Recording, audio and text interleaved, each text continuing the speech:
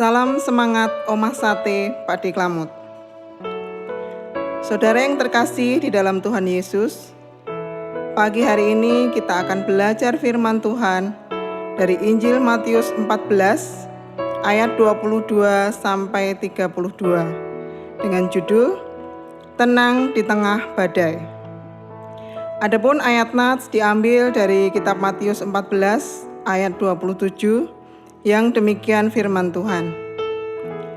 Tetapi segera Yesus berkata kepada mereka, "Tenanglah, aku ini, jangan takut."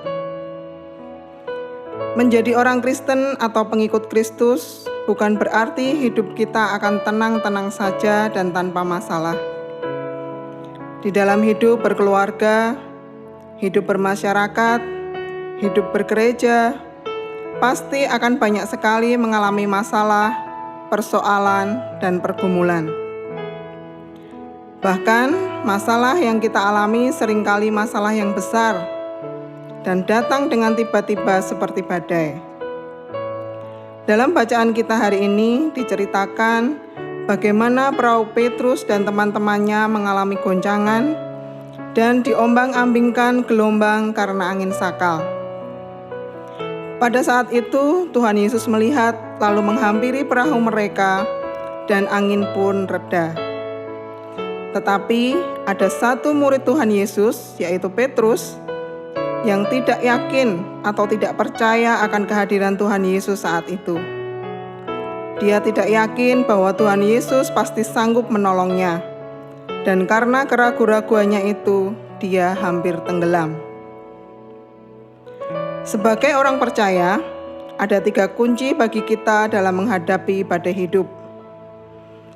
Kunci yang pertama, berseru kepada Tuhan.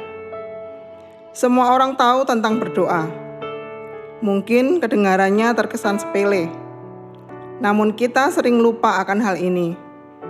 Kita seringkali lebih mengandalkan pikiran, logika, dan kekuatan kita. Dan setelah mentok, kita baru ingat sama Tuhan. Kita baru ingat berdoa dan berseru kepadanya. Saudara yang terkasih, kita akan mendapat kekuatan baru di dalam menghadapi badai kehidupan kita ketika kita berdoa. Dalam Roma 12 ayat 12, Yakobus menuliskan, "Bersukacitalah dalam pengharapan, sabarlah dalam kesesakan, dan bertekunlah dalam doa." Kunci yang kedua, tetap tenang dan percaya kepadanya. Masalah dan pergumulan hidup seringkali membuat kita panik dan bingung. Bahkan banyak orang mengambil jalan pintas yang justru membuat masalah semakin besar.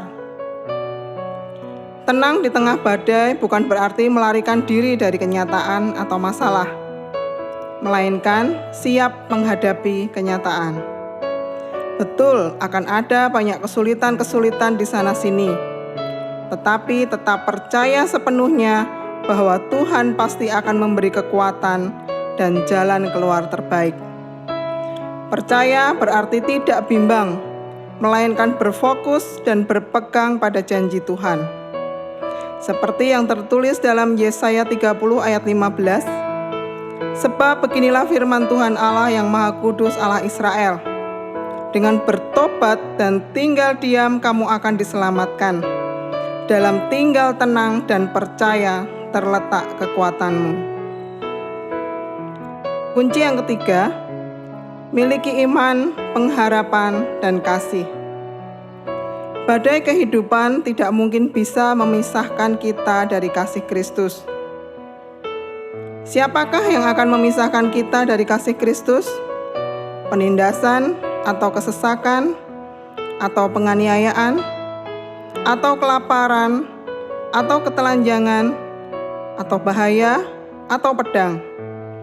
Tetapi dalam semuanya itu kita lebih daripada orang-orang yang menang oleh Dia yang telah mengasihi kita. Roma 8 ayat 35 dan 37.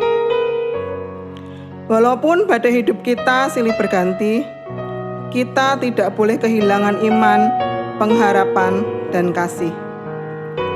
Marilah kita tetap menyandarkan hidup kita pada Kristus. Ketika kita menghadapi badai, maka kita tidak serta-merta menyerah dan kalah. Kita memiliki Tuhan yang berkuasa, pencipta langit dan bumi. Dia yang akan selalu bersama kita di dalam menghadapi badai kehidupan kita. Amin. Mari kita berdoa. Segala hormat, pujian, dan syukur kami naikkan kepadamu Tuhan, karena berkat kemurahan-Mu kami ada sampai hari ini. Kami bersyukur karena Engkau Tuhan yang selalu memberi kami kekuatan baru setiap hari, sehingga kami dapat menghadapi badai dalam kehidupan kami.